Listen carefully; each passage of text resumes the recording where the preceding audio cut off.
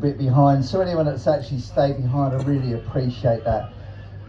And next guest speaker on the stage, well, what can you say? And that's we have got a talk by Sam called The Naked Truth, and Sam is the first English guy on the Discovery Channel to do the Naked and Afraid challenge, and that with Survival Lily. So I don't actually watch TV that much, but you've actually got me. I'm on it now. I'm going to finish this and go and watch it, mate. So, ladies and gentlemen, from the Discovery Channel's Naked and Afraid, please give a big Bushcraft show welcome to Sam Melzer. Thank you so much, everyone. Now, I do apologise in advance. I'm not a public speaker. I haven't given a presentation since I was at school.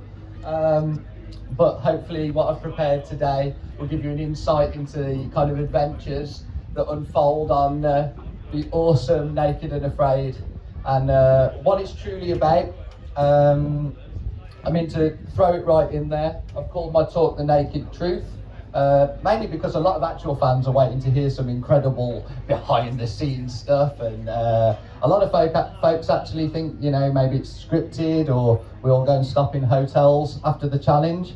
I'm going to tell you the truth. I'm a mental health support worker. I work for minimum wage. I support adults with complex physical and mental health needs, and that's what I do. Some years ago, I was working the night shift. I did 7 years of that, 14-hour shifts. And, you know, I used to watch bushcraft videos, YouTube, whatever gets you by. And I've always loved all the survival shows right from the beginning. You know, I love Ray Mears. I remember his adventure he did in the American Rocky Mountains, I think, following the adventures of the fur traders and stuff.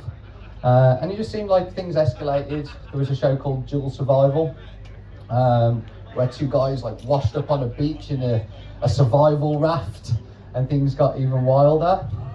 And then there was a gentleman called Ed Stafford, people might have heard of, who decided that the ultimate test would be to actually do a challenge where you have truly nothing, not even any clothing. And yes, it's sensational, and yes, it's crazy. And it is a hook. I mean, I'm sure television networks went wild when they heard that.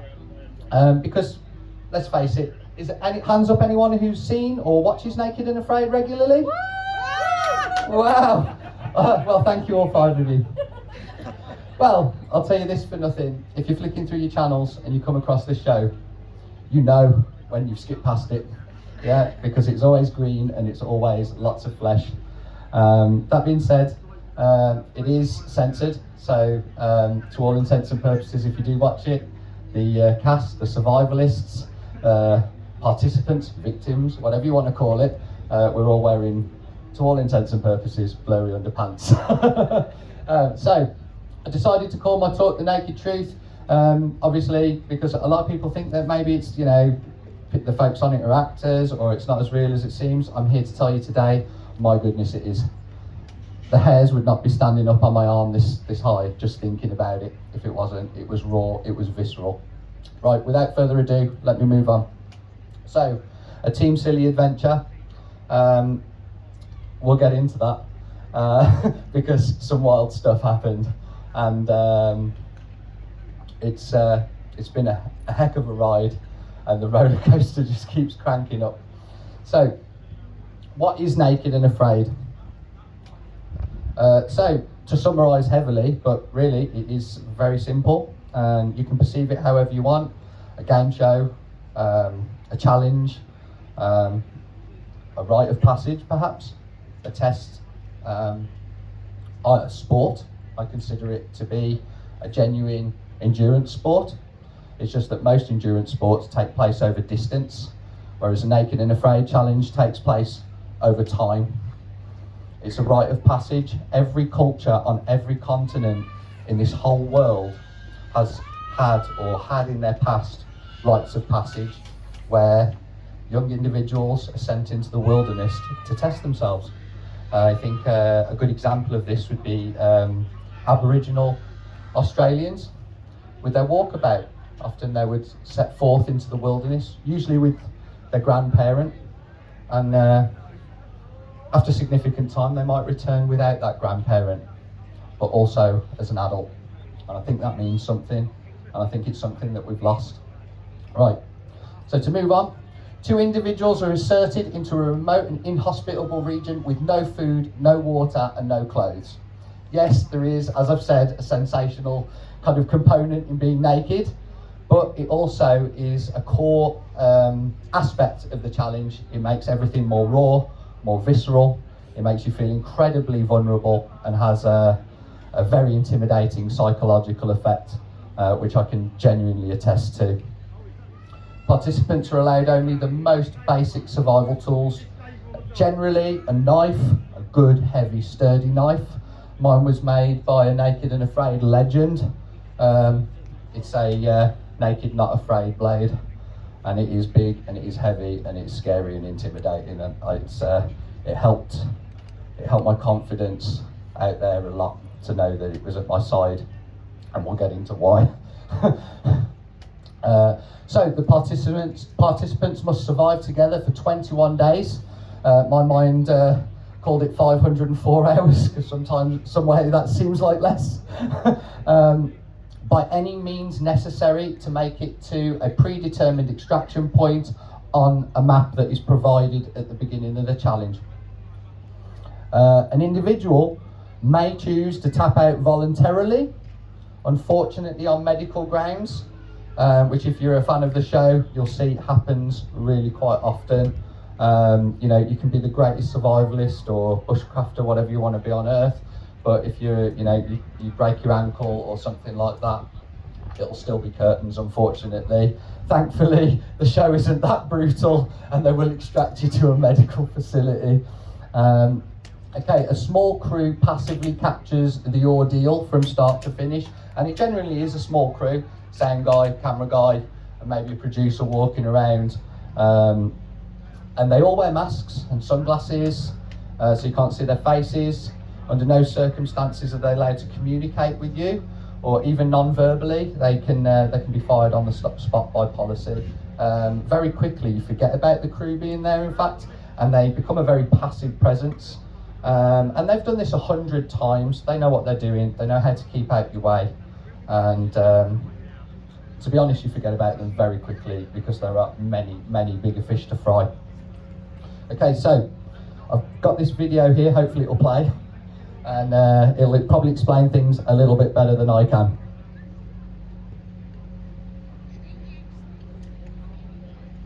Oh, there it goes. It's going. Okay. So just hit it again. So I click it again, but oh, it's going. It's going. Anticipation. One man and one woman, both experienced survivalists, have chosen to put their skills to the ultimate test. No water and no food. Their challenge is to survive for 21 days. Can a man and woman survive alone in the wilderness? Naked and Afraid. A new series premieres Tuesday, 17th of December on Discovery Channel. So that basically summarises exactly what the challenge is all about. And right, so here is Team Silly. So this is something that emerged during our challenge, and it's always, I would say nowadays, I mean that's an older trailer, but I would say there are 2 participants now, because we've had ladies, gentlemen, everything in between, and it's fantastic, the diversity of the participants on the challenge. And we're all a huge family, a tribe, as we call ourselves, and that sense of belonging is magical. Okay, so Survival Lily, some of you may be fans of her or follow her on YouTube. She's got over 1 million subscribers, and she's a self-taught bushcrafter and survivalist, and I'm now proud to say my sister from a different mister, and my friend for life, and my goodness was I glad she was on my team, well, on our team. And then obviously This guy, heaven knows where they found him. But basically, I've been a fan of the show since its inception. I got invited to help moderate for a fan group that I'm a member of. We now have 17,000 members from all over the world sharing our love of the show. And they, for whatever reason, approached me, and I'm glad they did. Right, okay. So, this was the first thing that aired on the television just after our challenge had been completed, and get ready for a bit of a giggle.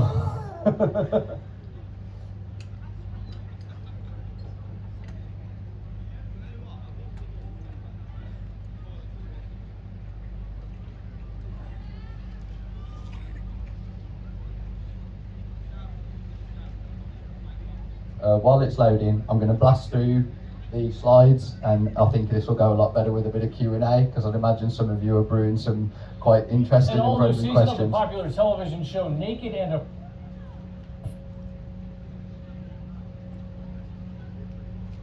Afraid returns next week with New Mexico as its backdrop.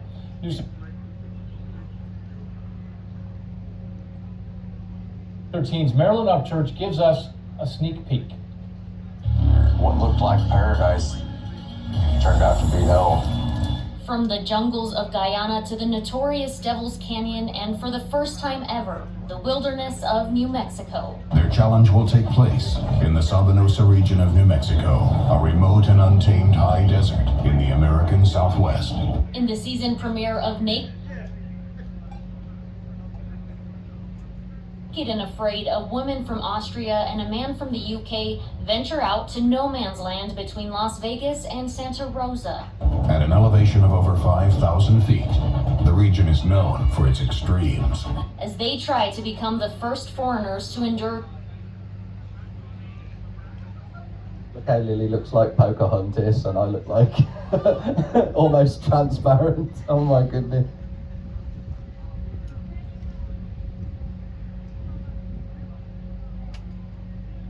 Is this just gonna like grind a bit? Cheers, bro.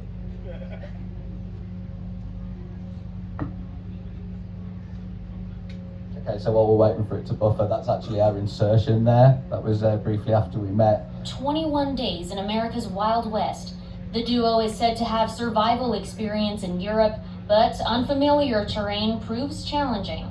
Oh my goodness. There's not even a bush to hide behind. In addition, episode 2 follows Albuquerque native. Okay, so that was my first kind of contact with the episode being released. But one thing I will stress is there is a huge difference between the challenge that we undertake as the survivalists, participants, contestants, whatever, and the product that emerges from the other end, as it is highly edited. That is the truth. That being said, every single episode, which I can say with confidence, is a fair representation of what happened out there on what is the challenge. Okay, so here's the map we were given. So you can see our insertion point and our extraction point. Since the challenge concluded, you can notice that there is no scale, and some of the notable areas of interest or target areas of interest on there have kind of exaggerated, so it kind of messes with the scale a little bit, but you might be able to see the caves there, and a few other details. You can see a little, because it's oblique, you can see it, because it's oblique, you can see a little bit of the, what we came to call Rattlesnake Canyon, and we'll talk about that. So, Lily and myself, we were introduced to each other totally naked, which is, for me, extremely awkward. I'm not usually a naked guy. I like to race from the shower to my bedroom with a towel wrapped around me like a little cherub.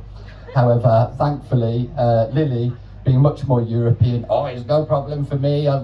She sits in the sauna, it's wild. But she really helped me with my confidence in that moment. So, we got inserted, which is where you saw me jumping off and making a fool of myself as my flag flew over my head.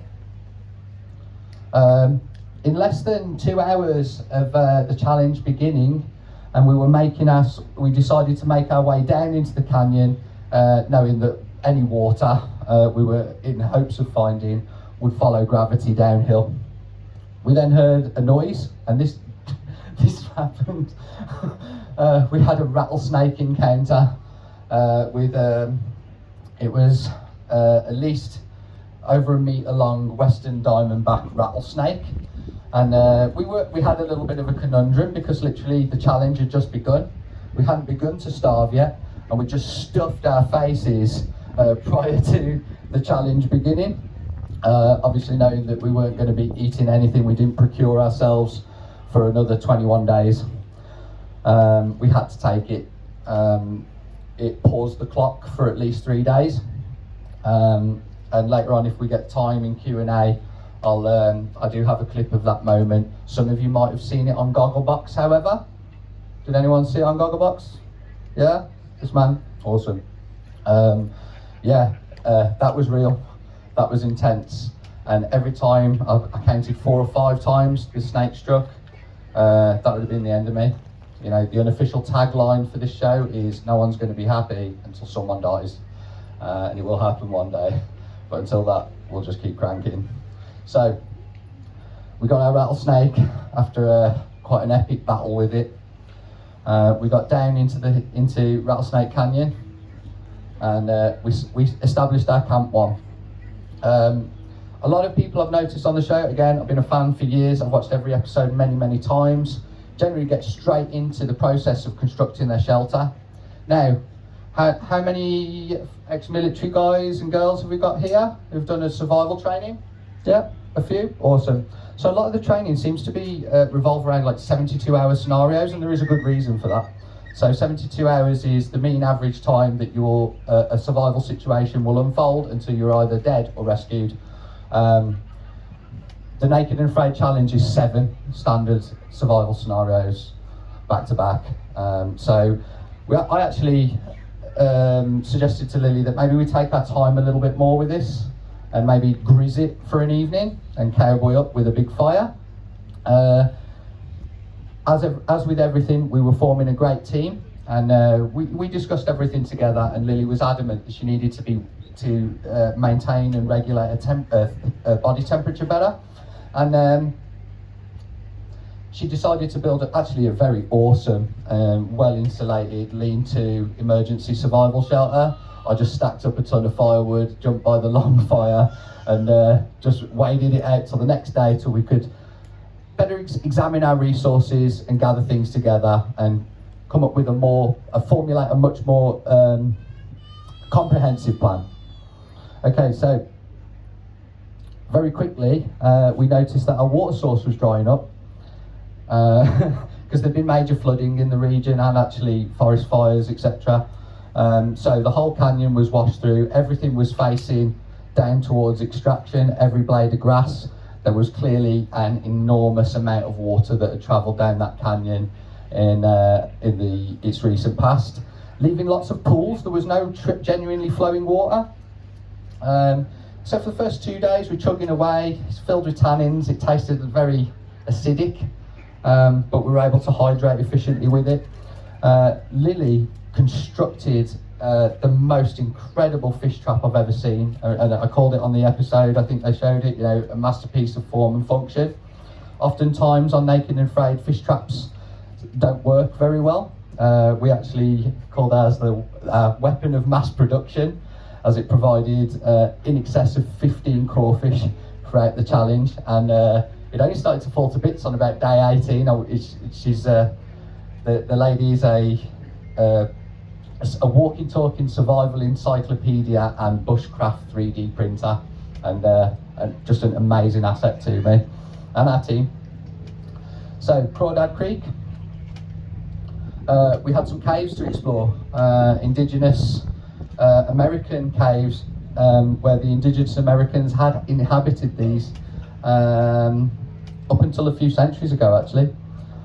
We decided to declare this our ERV, our emergency rendezvous, because we did have a sneaking suspicion that perhaps we'd been set up to get washed out by an enormous, death-defying flash flood at some stage, which, to be honest, I was kind of excited about. But we had an emergency fallback. We set some firewood there, and Lily made some incredible fire starters from pine pitch and some processed fat wood that we procured, and they saved the day later on in the challenge.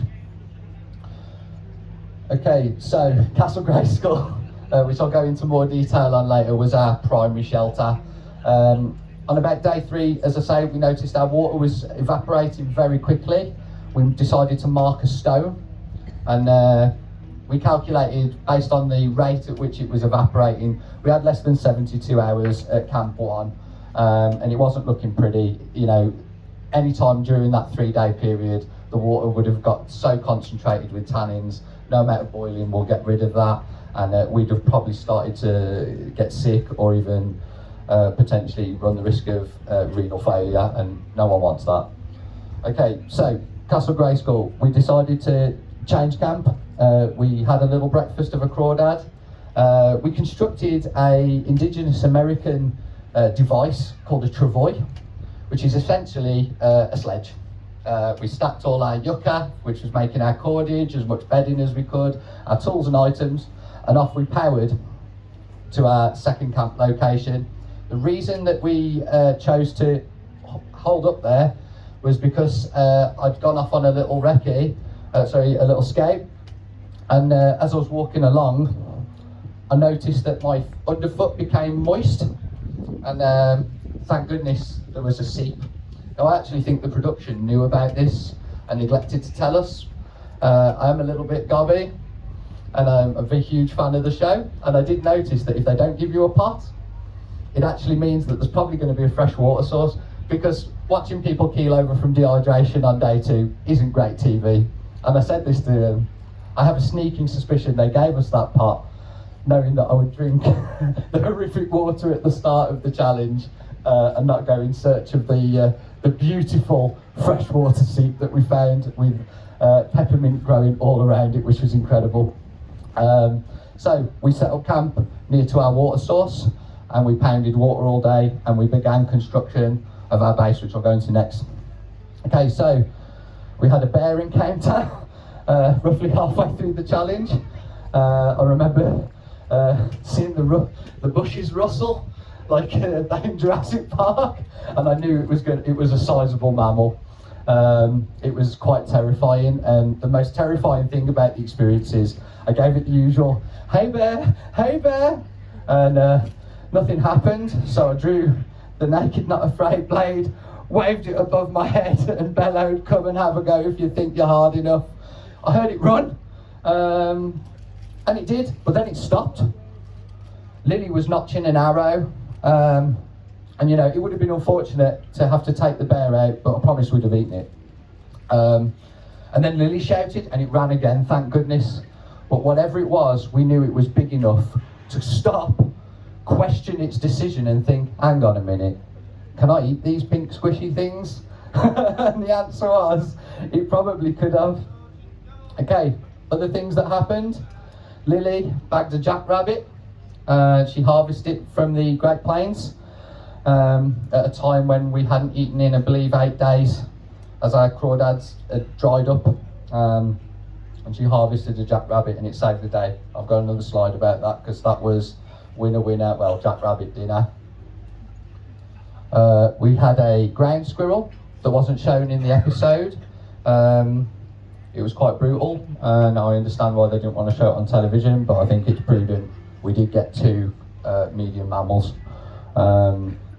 Lily ate most of the squirrel though, because I was still stuffed with jackrabbit, snapping the bones and slurping the marrow out.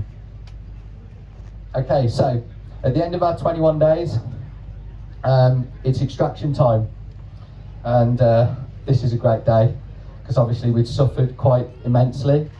We'd had our ups, we'd had our downs, and it was time to get out of there. And it's an incredible feeling that I just cannot describe to you. You have to do it. It's wild. There is no stopping you on extraction, but you can see the distance that we were going to travel to get to the end. And we just super hydrated. We put our war paint on, and off we travelled. Look at that little Indiana Jones dot. I'm quite actually proud of that, guys. There we go, extraction. And then obviously the crew have their camp, which is well out the way of us. Now, I could kind of guesstimate afterwards roughly where it was. So there was bush camp. Now, I think that was because they would come sometimes this way down the canyon to come and film us, or sometimes the other way, so we wouldn't figure out where they were. Like I say, they've done this 1,000 times. This was our first trip. Okay, so where did we live? So this is our second location, and this is the base wall of Castle Grayskull. And to be honest, where me and Lily had our first, I wouldn't even call it friction, we called it a backwards and forwards. And you know, the show is known for having drama. That being said, I kind of like that any kind of discussion we had that became remotely heated was all about survival and our how to best get to the end of the challenge. Lily noticed after I'd moved literally a ton of stones to try and build a Pueblo wall. But obviously so much water had come through here recently that we might get flash flooded. And for the record, anyone who's seen the episode, Lily was absolutely right. There could have been a torrent of water come down there at any given moment. My argument was it clearly floods from wall to wall in that canyon, and the shelter would be gone no matter where we put it. And we would much better be going back up the side of the canyon and jumping into our emergency shelter, which was the cave. Eventually we compromised and we agreed to stay where we were, but I did let Lily know that if it did flood, I would not only rebuild the shelter, but let her give me one in the face or two in the chest, a good one. Okay, so the shelter itself, we went with a combination of Wickiup and Pueblo shelter. So as you can see, we had the spruce boughs underneath from the juniper. We stacked those up for insulation about 1 foot thick. We found an enormous dead standing tree and stripped the bark off it, which made incredible shingling for our shelter, and produced actually a really waterproof and warm environment, but basically just enough to stave off the effects of hypothermia. You know, and I cannot describe to you how cold it gets at night in the high desert. It is unfathomably cold. And all I could think is, if I get tapped out with hypothermia, how am I going to go back to my family and explain that I've got hypothermia in the desert? It's ridiculous. But there it was.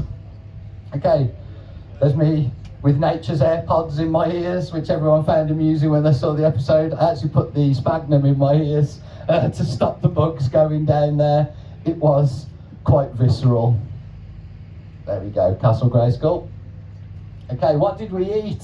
So I know a lot of fans of the show like folks to share the roster, because when they edit the episode, they generally make it look like you ate less than what you did. So here's the full roster: 25 crawdads, a western diamondback rattlesnake, a ground squirrel, a jackrabbit.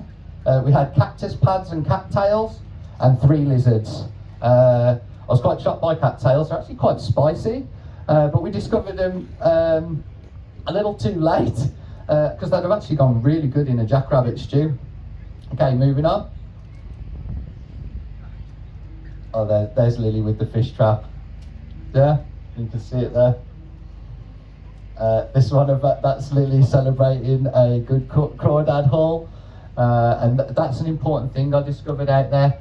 Celebrate every little success, no matter how small. Cheer, be happy for your partner, be happy for yourself. We didn't care that those crawdads, we probably put more calories in than came out of them. It's the size of a king prawn, but my goodness, when you're starving to death, it's magical, even just for a psychological boost. Just like that. Okay, obviously there's us cheersing away, which is a staple of the show when you have a little win. Okay, so how we procured food. Now, obviously, a lot of the bushcrafters will be interested in this. Actually, listening to some of the individuals who speak today, you know, I think it was Dave was talking about trying not to get too regimented, don't be following too many instructions. One of the things I did before I went out there is I accepted the fact that in the time I had to prepare, there is no way I'm going to be able to learn how to make every trap under the sun. So what I did is, what I thought was quite logical was I actually learned trap components. So every trap has an engine, a trigger, some bait, and a trigger stick. So I learned L7s, I learned how to make cordage, and I went into the woods and just practiced, you know, what branches are going to create the best and most efficient engine for a trap. Okay, so we did hunting and trapping, we made snares, Paiute deadfalls. We made a monster Paiute deadfall. We found a huge piece of stone that was like a paling slab because we had that squirrel on our, what we affectionately called our hit list, because it kept running up to our camp and it was just teasing us the entire time we were out there.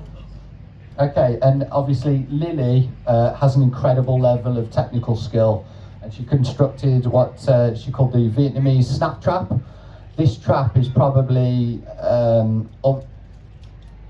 despite its complexity, incredibly powerful, and we were both very concerned about humane kills, humane wins, because at the end of the day, we'd chosen to be out there starving to death, you know, whereas we could have been sat at home eating Mackie D's or whatever. So anything that we did harvest, we wanted to ensure that it didn't suffer at all when it was harvested, and that was quite important to us. Okay, and obviously lots of foraging. We ate so much of this stuff called wild purslane, it was wild. I've spoken to Lily about it since, and she never wants to see it again. I actually think it would be nice with some ranch and cherry tomatoes. So if you get the chance to try wild purslane, get it down, it's great. Okay, so here's some pictures of Lily making traps. You can see there the knife in action, making a nice trigger.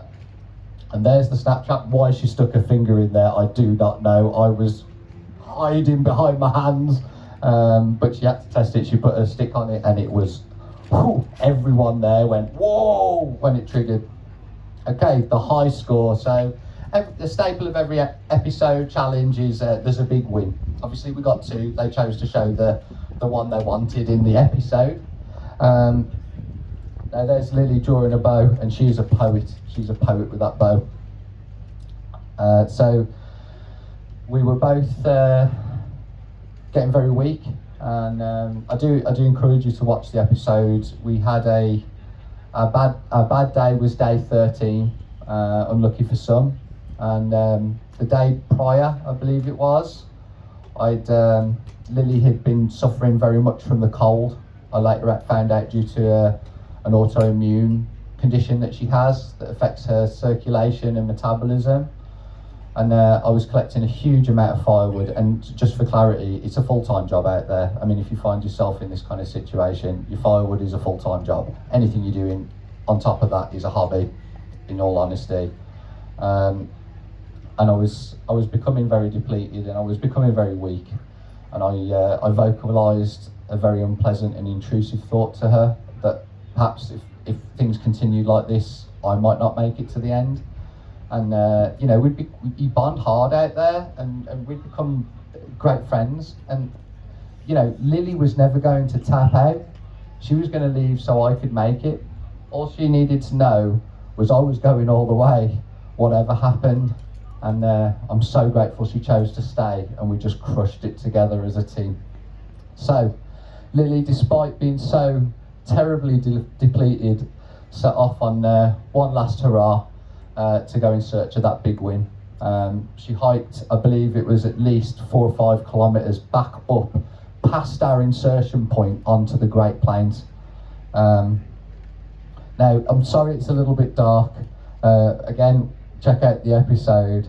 Lily stalked across the savannah. They used a long lens there together, and she drew a bow, and she got us the high score, the jackrabbit. It was a clean kill. It was long shot. The jackrabbit jumped out the bushes, and it passed straight through, and it crashed into the ground. And we were both very grateful for its life and everything it gave us. And there wasn't a part of that animal that we didn't use and harvest. Okay. So we enjoyed our feast and our last meal together as Team Silly. We have kind of like a weird little moment where we expressed how much we'd enjoyed each other's company and how much we bonded out there and how much we were now friends for life. And Extraction, the big day, the day I'd waited 10 years for as a fan of the show. We put our war paint on, we covered ourselves in charcoal, and off we set. Extraction took us quite an epic route. We climbed up for a nice overview. Obviously we got no compass, so we climbed up onto the cliff so we could get a good overview of our route out and orientate the map to ground and figure out a way out of the wash, because there was some really big obstacles that it was worth that little effort at the start of extraction, so we could navigate around things instead of coming across them and having to think of something. And that is our shot of us gauging our route out. And I mean, you can see in the distance where we headed to. There was actually like a rusty old man-made windmill that I could see in the very far distance, which I kind of suspected might be the extraction point. And off we set, much thinner than what I started, as you can see. And she let me do my thing, and we let us out of there. Okay, so we came out the wash and into the most beautiful meadow you've ever seen. I mean, it was spectacular. I really do advocate New Mexico. It's nowhere I don't think anyone would want to, would ever think to visit if they were going to the States. But the stark beauty of it is absolutely breathtaking. That meadow truly took my breath away. It was stunning. I mean, maybe it was because of the excitement of that moment or whatever, but all the sunflowers and little blue plants growing everywhere, it was amazing. And then we heard this noise now, because we were the first 2 Europeans to attempt the 21 days in America. I won't lie, I kind of half expected a giant monster truck with US flags to come revving round the corner or something for us, but no, it was a traditional horse and cart with 2 beautiful animals, and there it is. And what a moment that was. We knew we got to the end and we knew it was over. We hugged it out, we cried, we laughed, we celebrated. We got on the wagon, and as it set off, we then nearly died as we nearly flipped off the back. Thankfully we didn't, but just to show you all, in a survival situation, just when you think you're safe, it could have all been curtains. But yeah, we rode out of there, and it was magical. And there we are, celebrating our success. So Lily's PSR, or primitive survival rating, jumped to 7.9. I don't know how they calculate this really. I mean, maybe someone should email them. I managed to jump up to 7, which is actually pretty good. I was quite impressed with myself. A lot of the other survivalists don't really pay much attention to it, but as a fan of the show, I kind of like it that I've got a cool 7. I think that makes me pretty zombie apocalypse sound. If anyone needs me on your team, we'll see if we can pump them numbers up in future, I guess. Okay, so that was just a really cool screenshot that someone sent me. I have never looked that cool in all my life. Thank you, Disco. Okay, there's my hero shot, looking out over the Rattlesnake Canyon, taken by the awesome Patrick Dupree. And to be honest, he said to me he'd taken 1,000 pictures of me, and I was just so exhausted and malnourished, I kind of collapsed back on the rock. And that was the one he wanted. He said he likes the ones where, and it doesn't happen to every survivalist, where they get a look in their eye that this is where I exist now. And I don't want to sound big-headed, but I do feel like I had a few more days left in me. So maybe we'll find out in future. There we are on extraction, elated, full of joy, on our way home. Janice, who was one of our medics, because once you've completed your challenge, you're in the club, and she confided in us that actually she was the first crew member, one of the medics, to complete her own challenge. She did 21 days in Ghana with a South African gentleman who was one of the, called Victor, who was one of the medics that helps in South Africa. So Janice's extraction was sadly rained out and very miserable, and the truck that she was going back to the hotel where you're waiting for your first meal afterwards got bogged down, so we let her jump in with us. Here's our hero shot. Yeah, okay, a bit sensationalist, but honestly, that was kind of like our prize for getting to the end, I guess. And I felt absolutely savage. I mean, I'll be honest, there's like a disconnect for me. Like, I think there was a lady this morning saying it's like an imposter syndrome. That doesn't even feel like me. It's magical. Okay, so I'm going to throw out for a few questions, if that's okay with everyone.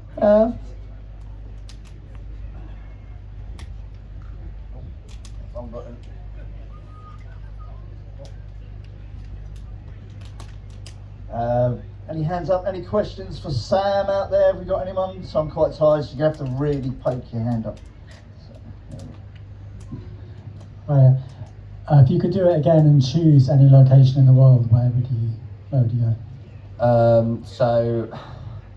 Okay, maybe it's an American thing that's rubbed off on me a little bit, but I believe one of the most challenging environments that you can survive in the show is probably the Amazon. So I'd want to smash that one. I'd want to attempt that one. Sorry, humility, Sam, come on. But yeah, the Amazon basin, somewhere like that, or Peru, because obviously my fellow alumni here, Jamie, has just smashed a challenge in a jungle, and so I need a jungle, maybe, if I was given another shot. Anyone else? Hands up. Right, over it. Sorry. Yeah.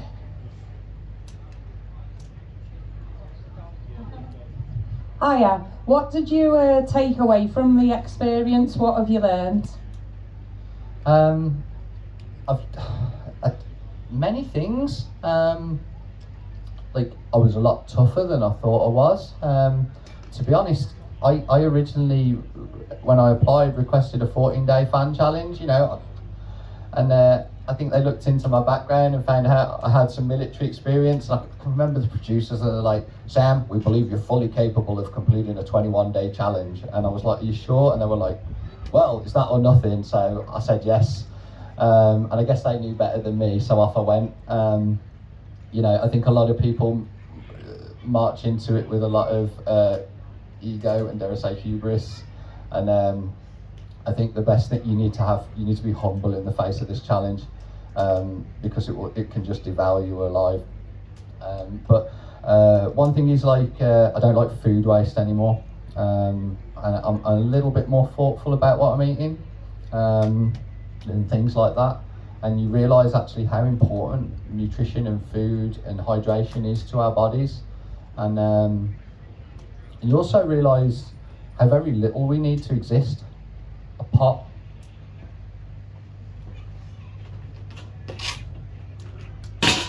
a knife,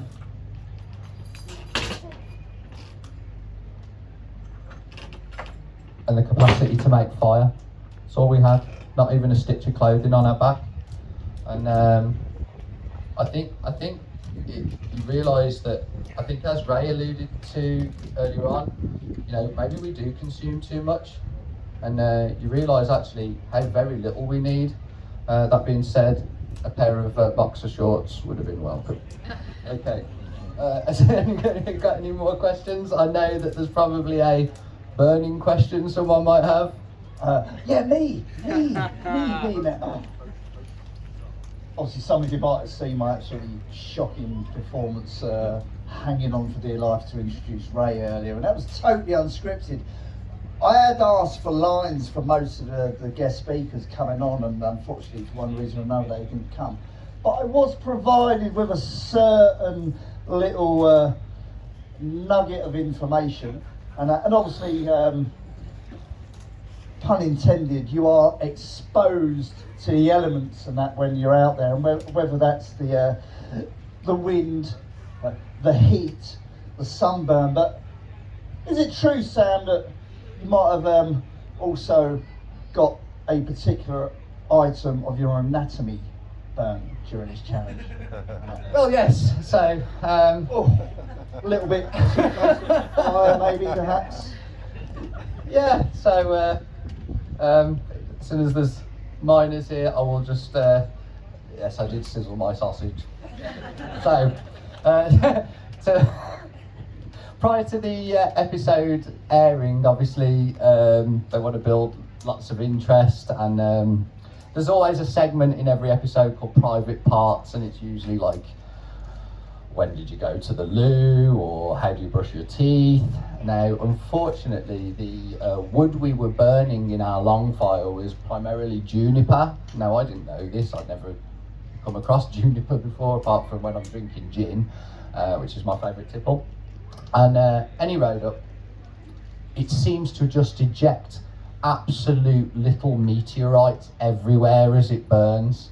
Now, obviously, being naked, to be honest, it was almost like torture.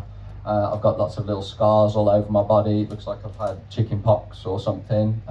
You know, my little naked and afraid tattoos. And one evening, I was delirious with with malnutrition. We were getting peppered. I was the furthest from the fire, and unfortunately, statistics got the better of me, and just one sizable coal arced right over and landed right on the button. It was very, very unpleasant, and the medics, obviously, they don't want to see anyone get infected, and it's not really something I was looking to have amputated. And they came out and they squared me away with an iodine, which obviously hurts, and then a quick spray of some antiseptic, and I was good to go after that. I've seen videos though on TikTok, and you know that I'm now something, so there isn't the tiniest blemish, just to clarify. But yeah, that was probably my most unpleasant and embarrassing experience out there. I had TMZ ringing me, and I mean, my actual member was actually more famous than Machine Gun Kelly for 1 week a few months ago. So I'm going to wrap that one up there. Is there anyone got any more questions? I got one. Yep. One more question. What was it like was there an adjustment period coming back after 21 days sort of doing that? It's very different to day-to-day life. Was it weird to be coming back and sort of stepping back into the world that you were living here? That's actually a very good question, my friend. When I did get out, obviously there's a lot of recovery to go. I'd lost 36 pounds in 504 hours.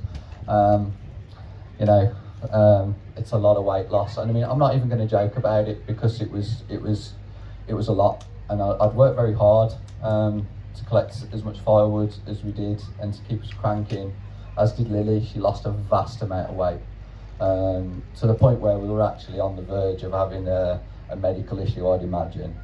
Only had one moment of kind of feeling a bit faint out there. Actually, I caught a crawdad and I got a little bit overexcited and started jumping for glee, and then obviously the blinkers close in, and it's a very terrifying thing to feel yourself losing consciousness while your eyes are still open. That being said, I was just a little bit more careful with myself. When I got home, we got back to the hotel, I ate like a horse. They advised me not to, in case I would vomit or hurt my stomach or something. I ate everything. I ate 24 barbecue honey glazed spare ribs. I had chow mein. I had everything. I had fresh Italian butter, fresh Italian bread with butter and everything, honey. I ate everything, and I was doing okay. And I got home, and I went to see my clients at work, because obviously they knew I was going, and were obviously excited to see me back safe and sound. They fed me. And just as I went to leave to go home, because I had a few weeks leave to help with my recovery, I just went to reach for my keys on like a coffee table, and I just, boom, hit the ground like a sack of spuds, like a Western bar fight. And I don't know what happened, but I don't think that was actually malnutrition. I actually think that the muscle wastage from the malnutrition had actually shrunk my heart a little bit. So one thing I would say to anyone who's thinking of undertaking a challenge like this, or maybe you're a prepper, and you want to be, you might think that this kind of situation could occur, which I suppose it could, and it, better to be ready than not. Cardio. Rule number one: cardio. The fitter and stronger you are, I'm not a dualist. It keeps your mind healthy as well. Just to round off your question. I was laying in bed, and I bought it here last year. They're like a beautiful Welsh wool blanket. You know, it's got those little tassels on it. And I was just sat there vibing, enjoying some video games. I got home, my wife was like, what do you want to do? Anything you want to do? I was like, I want to touch something with buttons. Because I am a nerd. And I sat there, and I don't know what happened. Maybe the blanket folded over, and I felt those little tassels go down my back. Now, anyone who's seen the episode knows I got hit by a bark scorpion 3 times. And anyone who's ever been stung by a bark scorpion 3 times will know that it's not the most pleasant experience in the world, and it did mess with my psychology. I didn't think that would go home with me, but yeah, if anything tickles my body right now, I still feel a little bit of a freak out, but it is slowly wearing off. Anyone else? Right, so I just want to say a big thank you to all of you for listening. I hope you check out Naked and Afraid, because it is just the greatest show on telly. It's absolutely fantastic. And we were season 15, episode 1, Welcome to America. But just watch any challenge, anyone you want. One of my colleagues once called Naked and Afraid challenge the beautiful suffering, and there is something beautiful about it. Every episode has exactly the same recipe. It's baked for 21 days, but what comes out the oven is so different every time. There are people that just, and I mean this challenge, like I say, it's a rite of passage. You know, you've got very skilled, professional, veteran operators that go on this challenge and crumble by day 5.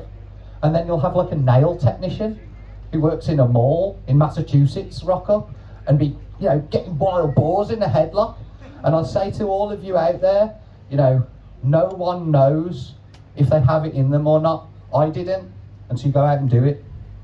If you want to apply, check out Metal Flowers Media and put your chit in and see what you're made of. Thanks everyone at the Bushcraft Show 2023. Ladies and gentlemen, for a young chap that's never done any presentation before or since he left school, what an amazing talk. And if you're someone who actually doesn't really watch much TV, might have to go and buy a TV licence and go and check that episode out, mate. It sounds absolutely awesome. Ladies and gentlemen, a big Bushcraft Show round of applause, Sam Mangan!